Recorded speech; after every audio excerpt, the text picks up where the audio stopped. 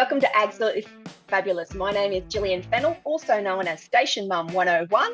I love everything about agriculture, especially the people and especially communicating about what makes Australian ag so special. And I'm Katja Williams, a beef, cattle and cropping farmer, and I love all things ag, and I'm also known as the ultimate farm wife. Together, we are absolutely fabulous, and we are talking all things agriculture beyond the headlines. And we can't wait to give our opinion to you, and we hope you enjoy it. So let's get into today's episode.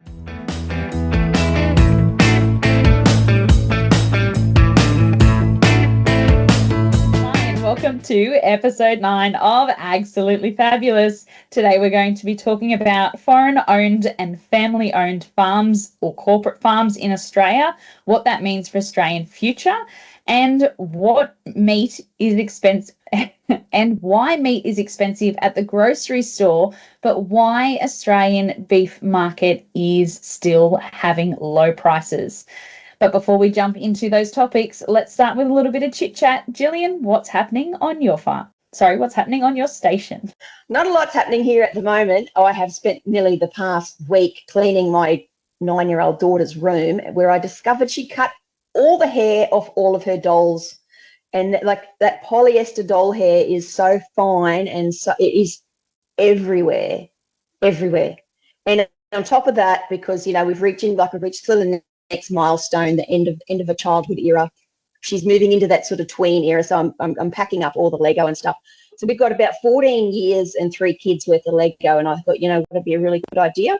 I'll just put it all in the bathtub to wash it, which was a terrible idea because a lot of my kids have got over the years those little teeny tiny little pieces of like trees and stuff like that, which will go down the plug hole.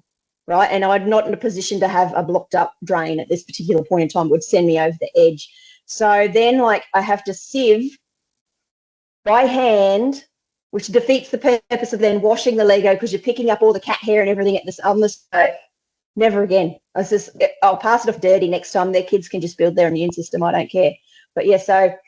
And people are giving me all these suggestions, like, oh, you should just do this. Like literally a bathtub full of Lego. Like that is how much Lego we own. It's insane. It is insane how much Lego we had. But that's what I've been doing. I haven't been outside for a week because I've been too busy reorganizing and, you know, sorting through clothes and toys and getting a bit teary, you know, because that little girl, all that babyhood, that stuff's all over now. She's a big girl now. So moving into the next era of hair and makeup and perfume and no more dolls, no more Lego. But yeah, it's a bit sad. You've got all that ahead of you, Katja. What have you been up to?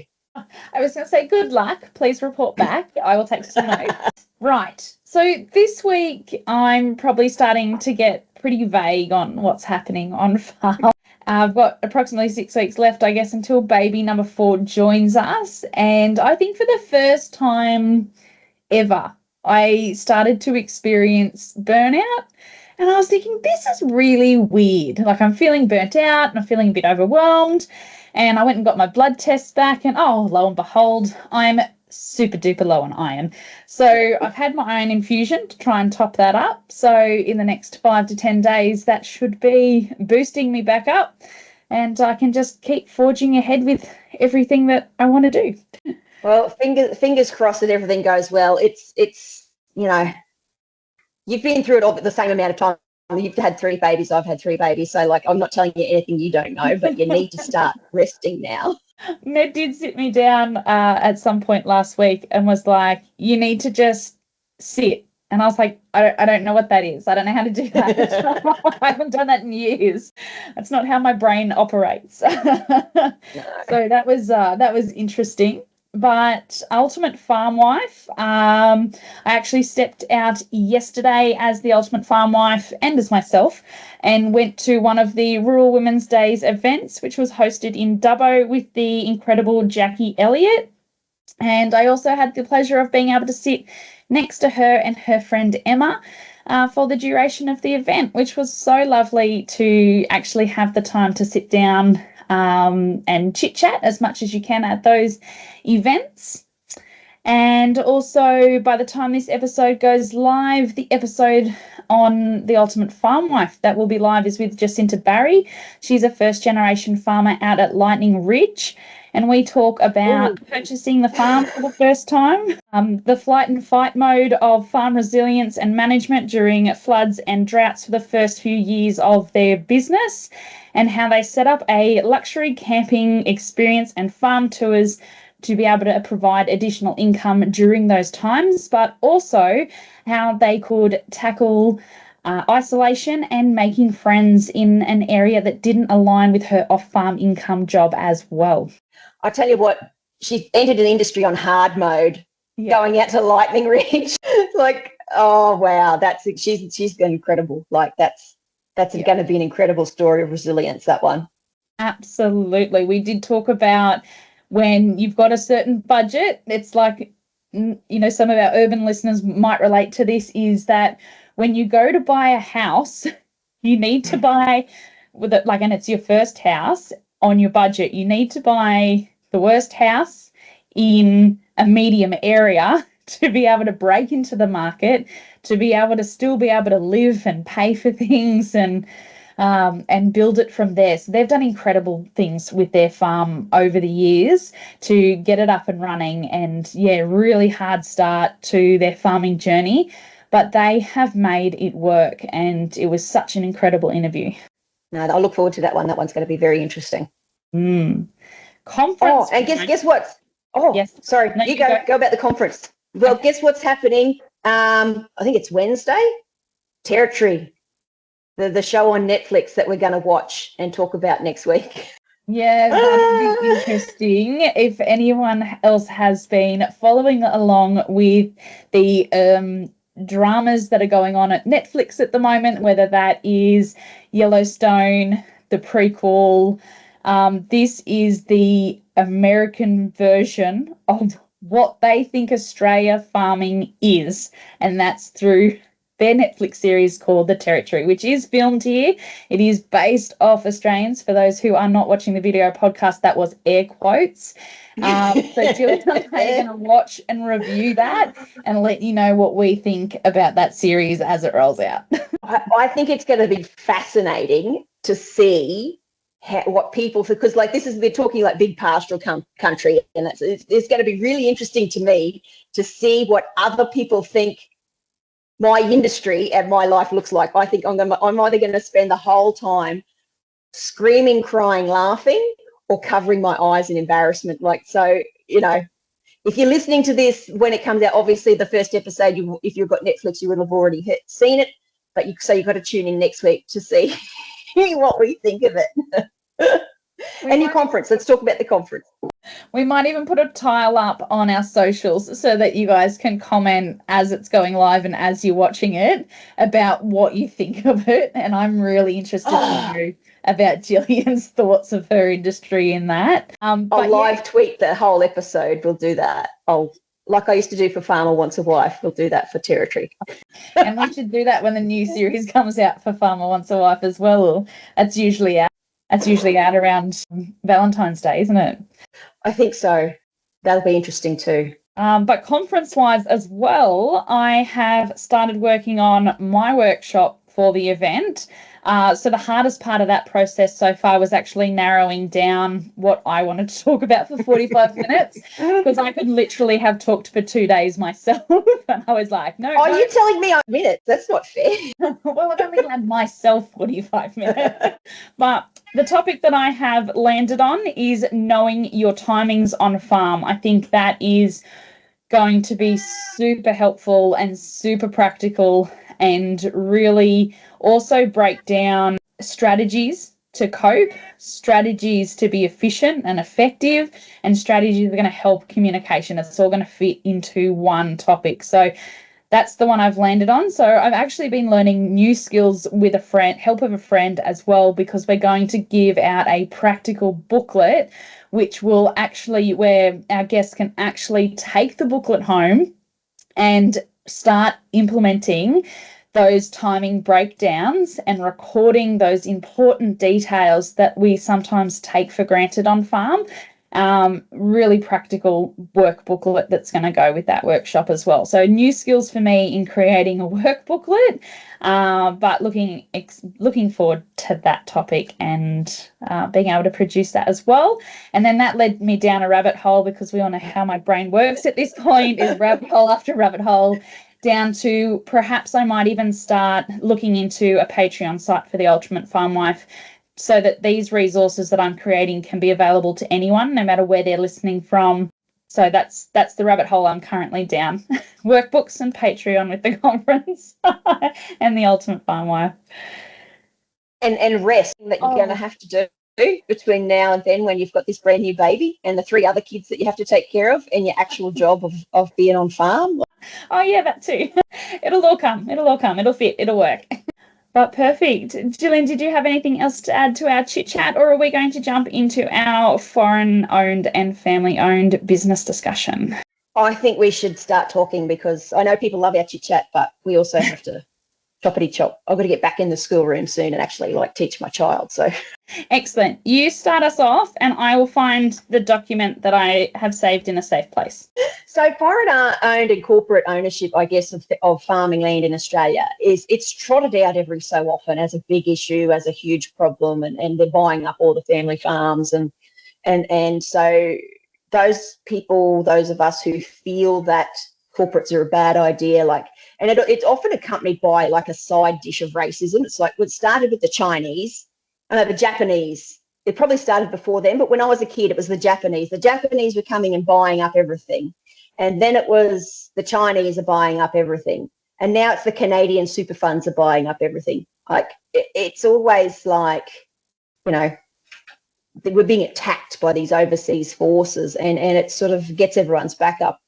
It is an interesting thing. You see it a lot. We never used to see it where I live, but we are seeing it a lot more in these big pastoral areas that are being bought by Australian companies with overseas money, which I guess adds another sort of layer of complexity and stuff to the whole discussion. So if it's an Australian company employing Australian people, producing Australian goods, entering in the Australian market, why does it matter where the money comes from? Is it just that racism thing? Is it, because a lot of people say, if the Chinese are buying up all our farms, it's going to impact on our food security. We already produce, we're a net exporting nation. We already produce a lot of food. So is that really, or is it the fact that they've got more money and can price us out of the market, as individual farmers and family farmers and those sorts of things? So it's not as simple as corporate bad, family farm good, because when you look at the really successful family farms, they often operate in a corporatized structure because it's a really efficient, effective way to run a business. So yeah, it's an interesting one. So have you got some facts and figures there for us, Katja, about how much of Australia is actually owned by all these nasty, terrible overseas people? I do. And I'm actually going to attach the report to our show notes for anyone else who wants to look at this. So the most recent report that I found is 2021 findings. So if anyone has access to a more current report than that, then feel free to send it through to us.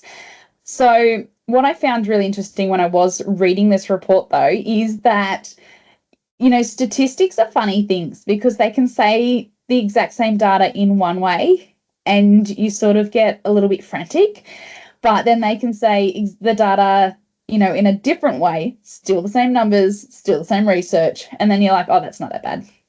So it'll be interesting to see what you guys think as you're listening along to this data. But the total area of agricultural land in Australia with a level of foreign-owned ownership has actually decreased in Australia by 0.1% from 53.026 million hectares as of the 30th of June 2020 to 52.985 million hectares, which is interesting that that's on the decrease. And they've said that that's been a continuing trend, which is unusual because the way that the media is covering this sounds like foreign ownership is actually going up. And I wanted to find this little chart here as well, which I'll try and insert the chart while I'm editing for the video podcast, and we might put it up on the socials for those who are just listening, or for those who would just follow along on the socials for the sake of following the socials. So, okay, total agricultural land in Australia equates to 377.2 million hectares. I'm not a hectare person, find that really hard to actually mentally picture. I'm an acres person. But of that, foreign held agricultural land is 52.985 million hectares. Foreign owned shares held on that land is 39.396 million hectares. And Australian shares of foreign held, this one gets me, sorry, I'll start that again, but this one gets me every time. The Australian shares of foreign held land is 13.589 million hectares. So does that mean of the foreign owned shares that we just talked about, the 39.396, Australia still holds 13.589 of that? Yeah. And I think that's the thing. It's not as big of an issue. I don't think foreign ownership is as big of an issue as we would like it to be, because it all comes back to this, like, we're very proud of the fact that we don't have tariffs or anything like that to support, and not tariffs, subsidies to support our agricultural production. And so a lot of people keep chasing this like protectionist type policy that, Australian land is for Australian farmers and those sorts of things. But there's a lot of very successful Australian agribusinesses that have been able to scale and develop and employ a lot of people by using foreign investment. So I think be very, very careful what you wish for. Like even if the money is coming from overseas, if they're employing Australians and they're paying Australian taxes, then what does it matter where that money comes from? So it's not so much, I don't think, and I know personally it comes down to, well, they're pricing us out of the market. They're pricing, everyone's being priced out of every market. You can't buy a house to live in. You can't buy a cheap block of land to do a DIY build on, because people just cannot. So maybe we as individual sort of family farms and those sorts of things need to look more closely at the corporatized structure of some of these successful agricultural enterprises and invite foreign investment into our businesses. But I don't think that would suit a lot of us, because we don't like being told what to do. I was going to say, that's a risky opinion, Gillian. We don't like being told what to do. We don't, and it's this thing about, oh, well, they'll just tell me how to farm and I know my land better than anybody else and those sorts of things. And that may well be the case. And you might think you're a really good farmer, but they might come along with some really cutting edge technology and expertise and say, you know what, you can double your yields and reduce your inputs and that sort of thing. So there's all these other types of things. And again, it comes down to our identity as farmers and how we are so good at our jobs and no one in the whole wide world could ever do it better. So these damned foreigners coming over here telling me my business is only going to be perceived by a lot of people as a bad thing. And, as a trading nation, we need to be really careful about how that we discuss and put that attitude out there, because if our trade partners are like going, they think I'm a wanker, why would I invest or give my money to them? They'll seek trade partners somewhere else. So, I have a lot of empathy for people who are like being priced at a market, and they see that the next door farm come up and they want to buy it to expand their own operation, and someone backed by a super fund or something swoops in and prices them out. I have a lot of sympathy and empathy for them, because it's hard, and it is hard work developing those corporate relationships and developing that sort of structure. And you're busy farming, you're already doing your job. It's just, it's such a complex thing, but I don't think it's the issue that some political parties and some media would have us believe that it is. Yeah, absolutely. I think where a lot of people get their backs up when they are thinking about the foreign ownership as well is probably settled in this next lot of statistics, as well as what you've already said, Gillian, and that is when they march out the big statistics, such as over 85% of agricultural land with foreign ownership is used for livestock. And people go, oh my goodness, 85% of the industry is foreign owned. No. No, that is only 85% of the data that we spoke about earlier that we shared. So realistically, that's not much. Around 83% of agricultural land with foreign ownership is held on a leasehold basis. So I think that's also an interesting fact to share, that, while it's foreign owned and operated, it's still lease based. It's not actually owned. It's and it's one of those things that's going to be continually polarizing, because there is an element of Australian agriculture that goes, yes, let's invite foreign investment, let's invite foreign ownership because it promotes our industry, it builds our industry, it makes us more profitable, etc., etc.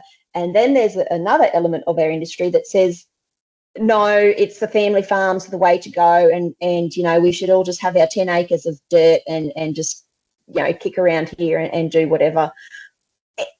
And those sort of people will never agree on anything. But you've got to remember, there is a massive movable middle, on the bell curve in any sort of discussion.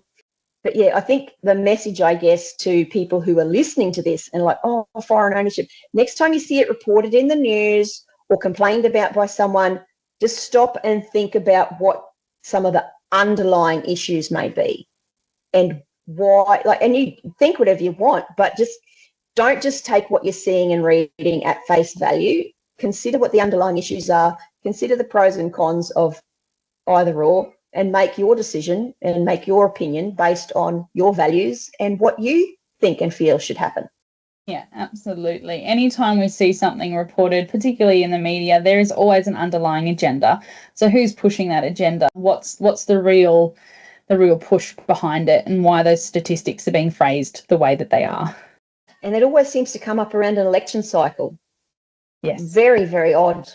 Gillian, that was all the points that I had that I thought I would trot out for foreign-owned land. I'm probably more interested in what our listeners think.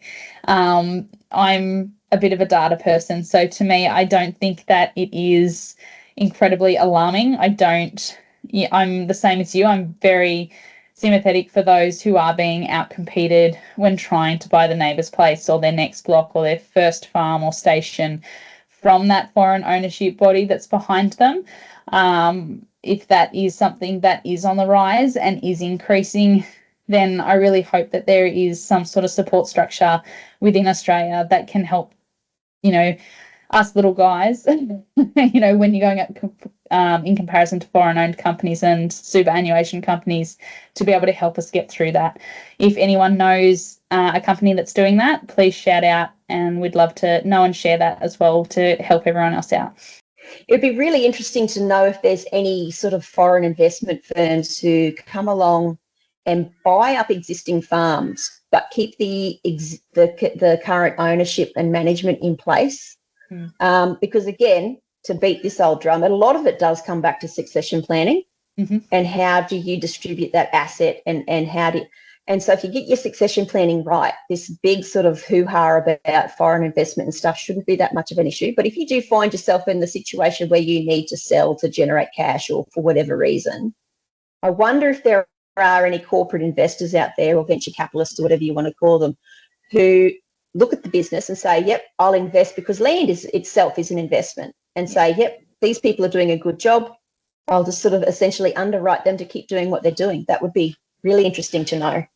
Yeah, and I'm sure there absolutely would be.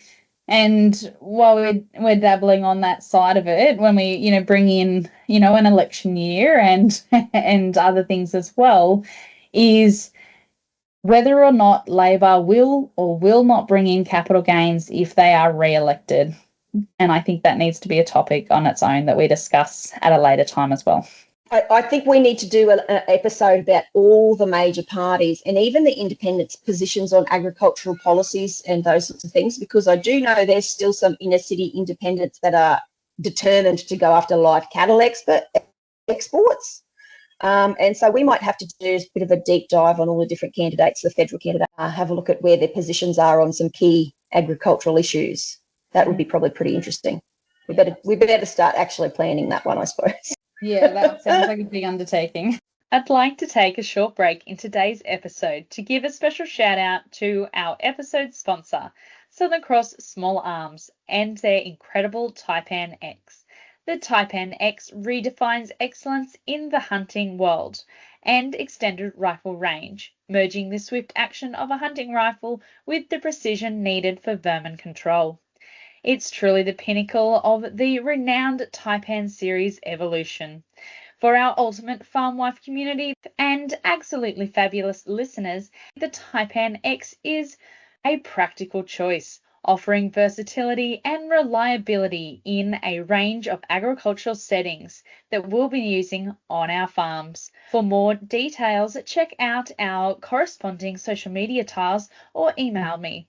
Thank you, Southern Cross Small Arms and their Taipan X for coming on as this episode's sponsor. Now let's get back into today's episode. Beautiful. So we made it onto the podcast recommendations list for the harvest topics for females in agriculture Facebook page. So thank you to our listeners who have tagged us on that females in agricultural page as one of their top recommendations during harvest.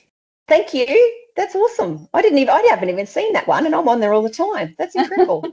And we had some really lovely feedback from one of our, I guess she must be one of our first listeners. Kerry, if you're listening, thank you.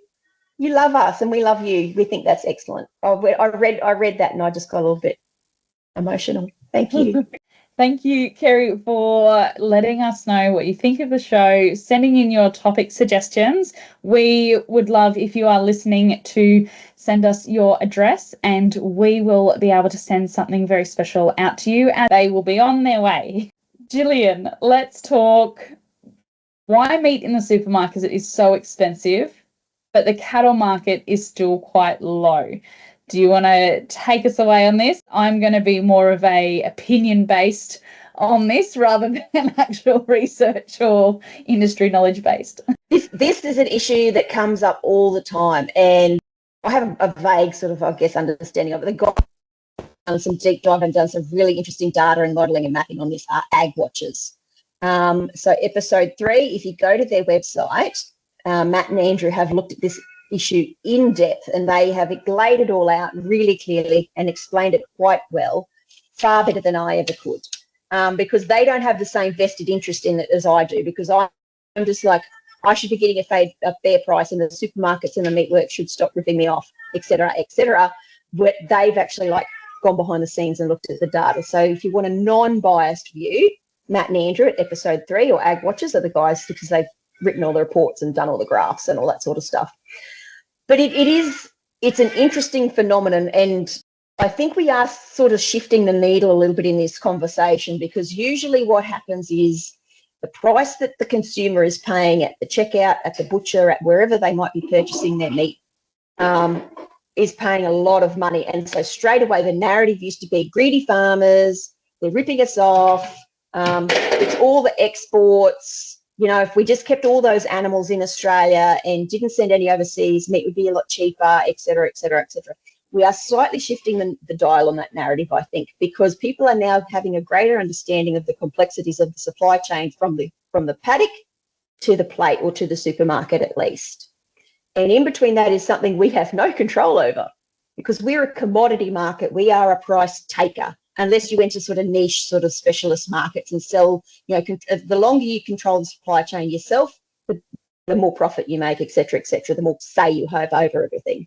So if you're going to raise your own livestock, get them slaughtered on consignment, or kill them yourself if you're accredited, don't do it if you're not accredited, that's illegal, sell them at farmers markets, et cetera, you have control over the final price. I'm a commodity supplier. I just produce bulk.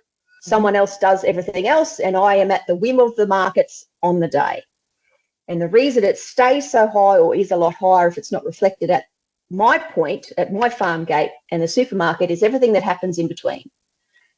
And there's a lag. So what the meat that the animals, because I don't sell meat, I sell animals, the animals that I sell today aren't going to be meat for another 2 to 3 months, because mine aren't ready to eat straight away. And I think that's where a lot of the extra costs come in, because everyone has to make a profit, otherwise your whole society collapses and no one gets any food. And the people at the end who are doing that bulk purchase, they have a profit margin in mind, and when their costs go up, so does their price, because they have a profit margin to maintain. Yeah. Because they have all the power in this relationship. We do not. Yeah. Let's see what you think, Katja.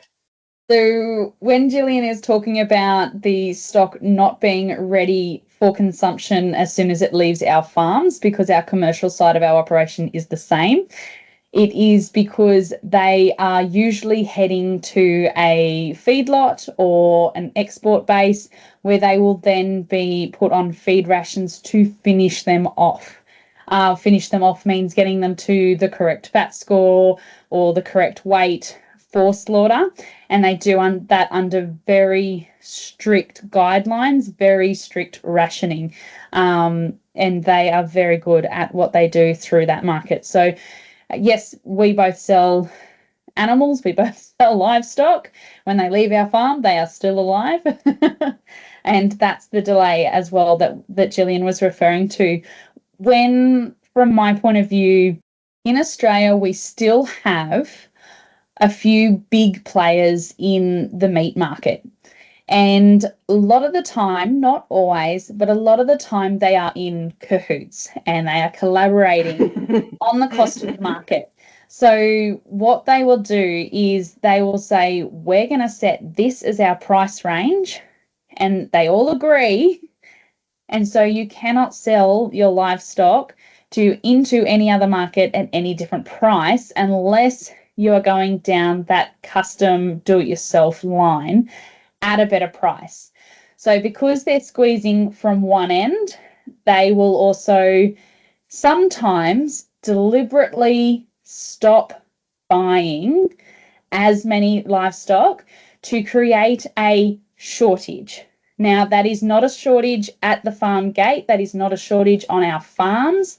That is the shortage of them buying, so that it will drop the price per head of animal to suit their budget, to suit their profit margins. Then they will slowly start to open that back up, and that controls the actual commodity market at what we can sell at and how many we can sell at. And they do that because they have a huge amount of say in our market. And so that again is why the prices are not reflective in the supermarkets and the other outlet chains unless you are, selling directly to Coles and Woolies. But I'm sure that that's still impacted from those big companies and big players as well. It's fascinating. I used to work at a sale yards in the office, right? And we'd have a fortnightly store sale and fats as well, but more often stores because of the area it was located in. And I'd be in the office because I had to, the cattle came over the scale and weigh them, and I'd put the information into the computer. The agents would all gather in the office, and this is a bit of a indication of the arrogance of some people, have their morning coffee, because they didn't have to pay for our coffee, but if they went over to the canteen, they'd have to pay for their coffee. So they came into the office and they were drinking our coffee, and they discuss what orders they had to fill that day from that sale, and then they would discuss the maximum price that they could be prepared to offer. And these are all different agents from all different agencies, and some independent and those sorts of things. They were colluding, and there's been ACCC inquiries into this sort of behaviour and that sort of stuff, because it's like an open secret. We all know, we've seen it happen. We all know it happens. And so a couple of times the producers all got together and said, we're not going to send cattle to the sale yards. Mm-hmm. We'll keep them at home so they can't fill their orders. And so then the agents go, well, you know what? We're just not going to turn up and buy next time you send cattle. And it's this sort of nasty tit for tat, exercising their power, collusion, sort of, it takes away the notion of a free market, and that's not saying that all agents do this. There are some really good operators out there that are honest, transparent, above board, and do their best to get the best result for both sides of the deal.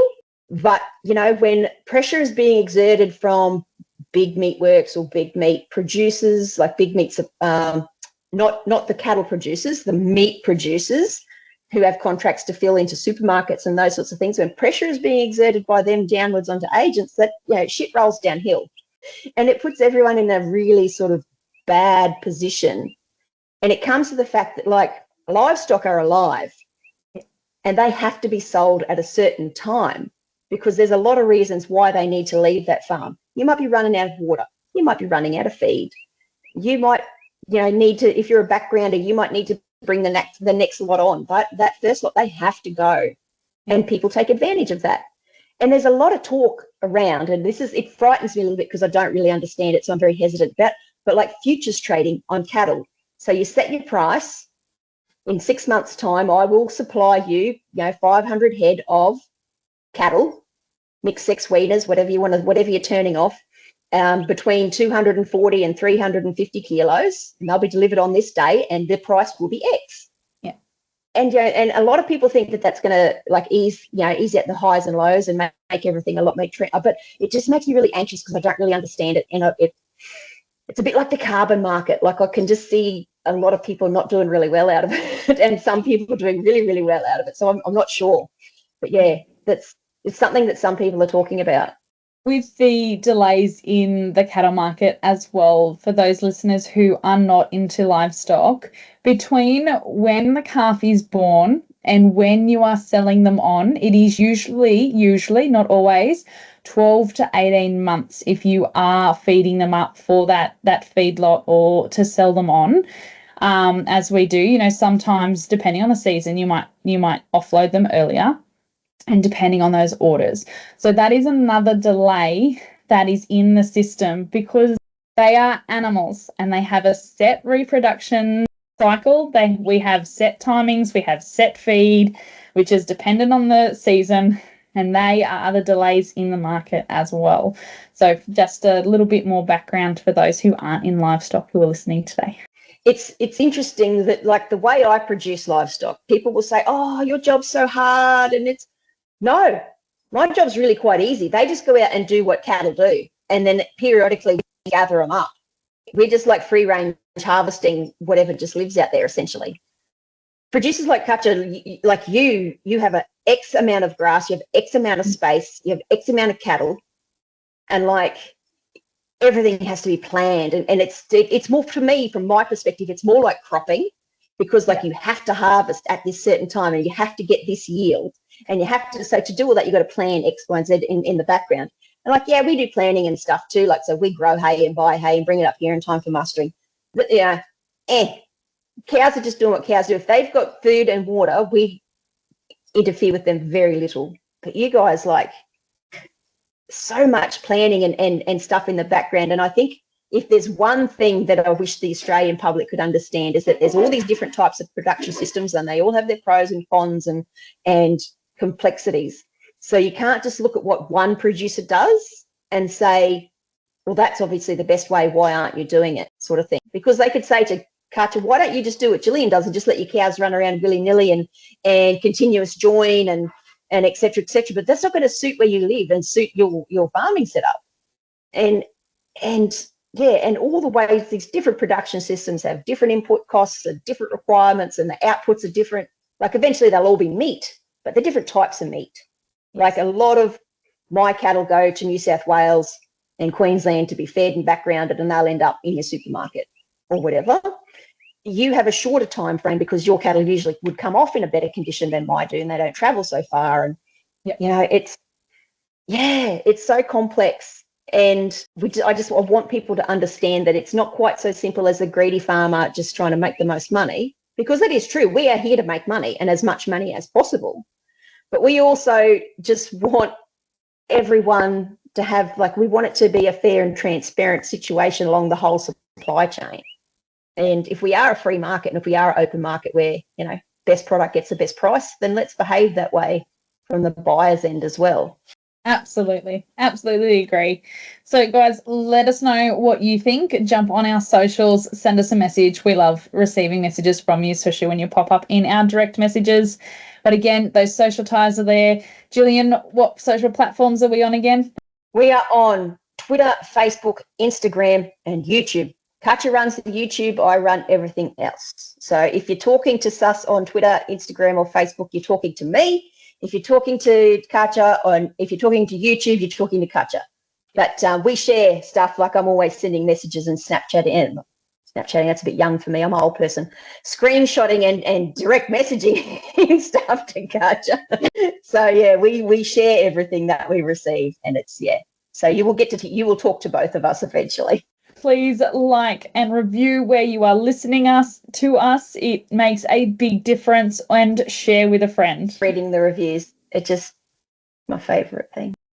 Before we wrap up today's episode, I want to give a big thank you to our sponsor, Southern Cross Small Arms, and their exceptional Type NX. This rifle is a game changer for pest control and wildlife management, offering precision and versatility that makes it suitable for both female and male listeners. If you're interested in learning more about the Type NX, head over to our social media tiles dedicated to it, or visit the Southern Cross Small Arms website. Thank you very much, Southern Cross Small Arms, for your support. And again, thank you everybody for listening to another episode. We'll see you next time.